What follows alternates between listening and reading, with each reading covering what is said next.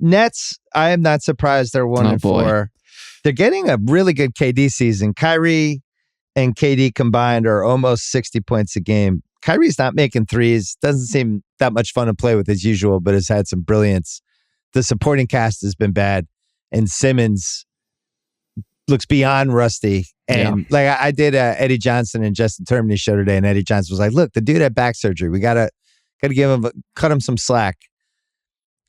That play, so he gets a steal at the end against Luka, right? Big time play. Fast break, dribbling down. There's like 10 seconds left. Couldn't wait to get rid of the ball to somebody. Yeah. Right? And even Ben Simmons 3 years ago, putting his head down, trying to get to the basket, trying to get fouled. It was just him and one guy in front of him. Stops, and then Durant is smart enough to know this guy's not going to go to the basket. And Durant cuts down, feeds Durant, gets the layup, ties the game, goes to overtime, they lose. But he's beyond tentative. I mean, it's like watching Hawks series Simmons. And this is why I was dubious of it, because once you put somebody like that in front of 18,000 people, and you're just like, no, he'll get his confidence back. I don't see it. I don't know if his confidence comes back offensively. What do you think? Well, and what you just described, like this game, that play, those moments, that was his best game this season against Dallas. And he was kind of okay.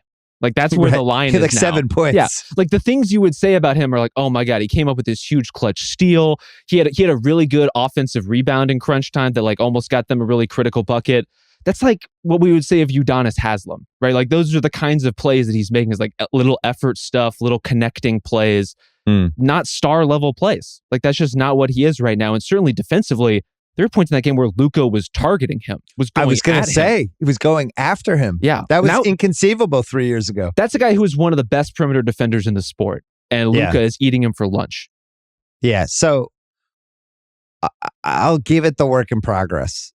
That might be generous. Yeah, it's really generous. But offensively, I'm not giving him the work in progress because I honestly think this is who he is. I think he is a hot potato guy now, and maybe he can rebounding, and maybe they'll play him at the 5, and maybe that'll get him around the rim a little bit more for some finishing. Yeah, the defensive stuff I think is a work in progress because maybe he just has to get comfortable.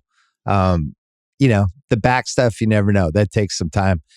Their supporting cast is brutal. Very tough right now. TJ Warren. I got my initial guys.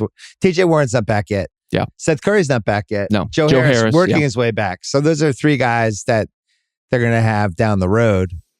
But I just mentioned 3 guys who aren't good at defense. I was about to say, that's the funny thing is like the guys who are in there right now, like Edmund Sumner, David Duke Jr., like they played pretty decent defense in this game against Dallas. Like that's kind of who they are. That's what they can bring. And when you're talking about the full speed version of this team is even worse defensively, and the baseline that we're talking about is Brooklyn right now is the worst defensive team in the sport, basically. Yeah. That's tough. Like Kyrie and KD combined for 76 points in this game and they lost. Like that's not a formula that can be sustainable over the course of a season. Like you have to be able to be better than that defensively. Well, think what we haven't had with the Nets, right? We're only 5 games in. We haven't had a weird Kyrie thing yet. It's been 10 days? Yeah. But he hasn't done anything weird yet. He will. He's going to do something weird. There's going to be a Kyrie's not playing tonight. He got upset about something and he's gone.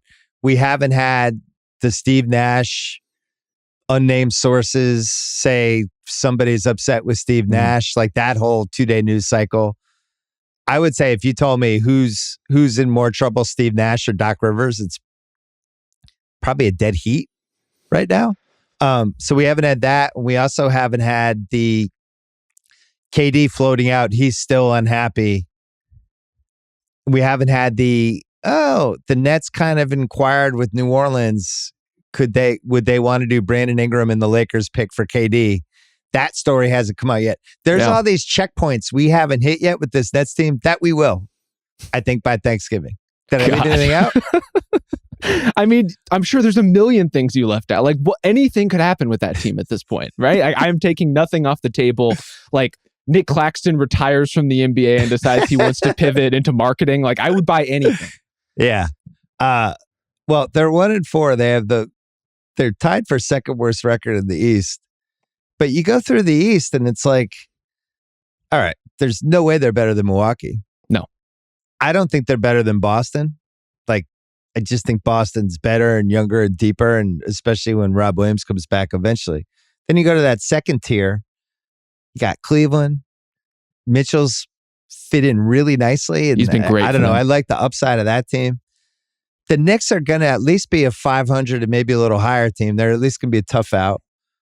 I don't know what to make of the Wizards being 3-1. I'll pass on comment there. Toronto, I have liked what I've seen. Yeah. And I think they're going to be a really hard team to play. Jalen said on Jalen and Jacoby, they're the team, they're the guy in pickup that just picks you up full court and you just hate going against them. That's kind of what Toronto's. Chicago's a little better than I thought. And then you have the Sixers. But I don't, my point is, I think Brooklyn's going to be a play-in team. And I think the odds on that were pretty high heading into the season. But because we haven't had like the Durant 8 games tendonitis yet. Yeah. We haven't had the 7 Kyrie things. And I don't know where Curry, I don't even know what the timetable is for Curry, who still seems like he's hurt. Well, so you think that's not even considering the possibility of like a major trade. You think like this team is a play-in team? This team. Yeah. So what is the major trade?